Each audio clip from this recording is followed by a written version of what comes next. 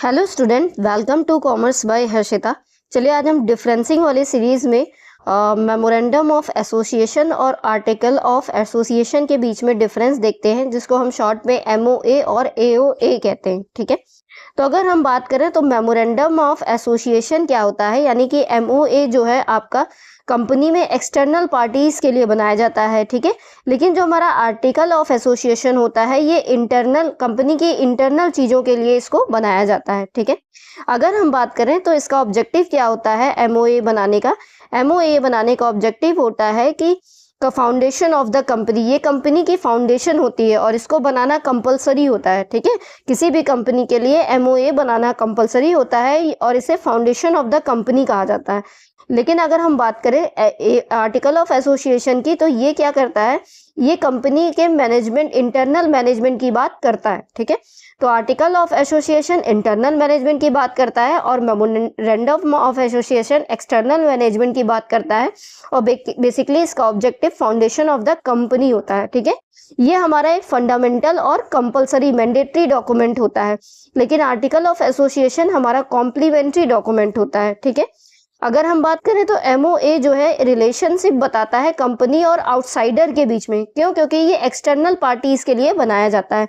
लेकिन हमारा जो एओए है ये रिलेशनशिप बताता है कंपनी और उसके मेंबर्स के बीच में, कि कंपनी और कंपनी के जो मेंबर्स हैं उनके बीच में क्या रिलेशनशिप है। ठीक है, अगर हम बात करें तो the preparation and filling of MOA is compulsory, इसको बनाना कंपलसरी होता है लेकिन इसको बनाना नेसेसरी नहीं होता है। ठीक है, तो ध्यान रखिएगा, एमओए को बनाना कंपनी के लिए कंपलसरी है लेकिन एओए बनाना कंपलसरी नेसेसरी नहीं है। ठीक है, अगर हम चेंजेस की बात करें तो it is difficult to make changes in MOA, तो मेमोरेंडम ऑफ एसोसिएशन में चेंजेस करना डिफिकल्ट है, जबकि एओए यानी आर्टिकल ऑफ एसोसिएशन में चेंजेस करना इजी है, आसान है एज कंपेयर टू एमओए। ठीक है, अगर हम बात करें तो एमओए को हम चार्टर ऑफ अ कंपनी कहते हैं, इसे हम कंपनी का चार्टर कहते हैं।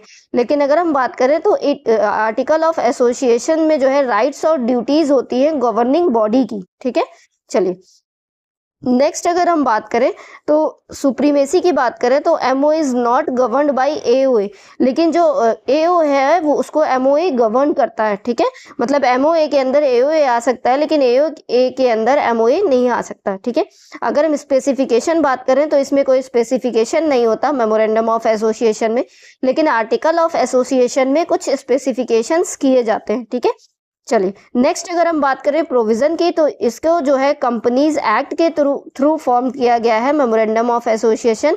लेकिन मेमोरेंडम आर्टिकल ऑफ एसोसिएशन को मेमोरेंडम ऑफ एसोसिएशन के थ्रू फॉर्म किया जाता है, मतलब एओए के को जो है एमओए के द्वारा बनाया जाता है, लेकिन एमओए को जो है कंपनीज एक्ट के थ्रू फॉर्म किया जाता है, बनाया जाता है।